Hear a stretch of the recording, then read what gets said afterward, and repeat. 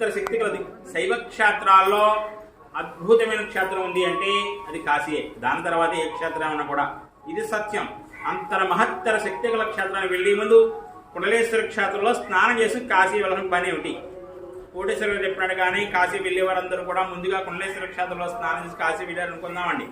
వెళ్ళగానే అక్కడ ఏం చేస్తారంటే గంగలో మునుగుతారు. మునగానే గంగాదే ఉంటుందట, ఈ భక్తుడు నాకు ఎటువంటి పాపాలు అంటించలేదు కనుక వీడు శివ సాధ్య పొందుగాక అని ఆశీర్వదిస్తుంది స్నానం చేసి వెళ్తే. అదే మనకు తెలియదు. మామూలుగా కాశీ వెళ్ళాం, వెళ్ళగానే గంగలో మునిగామట, మునగానే మన పాపాన్ని కూడా కడిగేసినట్టుగా అయిపోయి ముచ్చెల్లా పైకి తేలాం. మనకవతే పాపాలు లేవు, కానీ ఆవిడేం ఆశీర్వదించలేదు. ఎందువల్ల?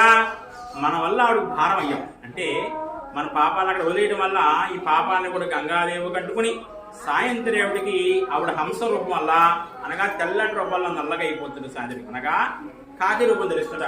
ఆ కాకి రూపం పోవడం కోసమని రాత్రి వేళలు కాకి రూపంలో వచ్చి కుండలేశ్వర క్షేత్రంలో స్నానం చేసి మర్నాడు అక్కడ హంస రూపంలో ఉద్భవిస్తుంది అని కాశీపురాణం చెప్తాను. అదే ప్రతి భక్తుడు కుండలేశ్వర క్షేత్రంలో స్నానం చేసి వెళ్తే ఆ తల్లి ఎప్పుడు హంస రూపంలాగా ఉంటుంది. ఆవిడ కాకి రూపం రాదు, ఇక్కడ రావాలని పని లేదు. ఇది కుండలేశ్వర క్షేత్రం కాశీలో చెప్పిన మాట.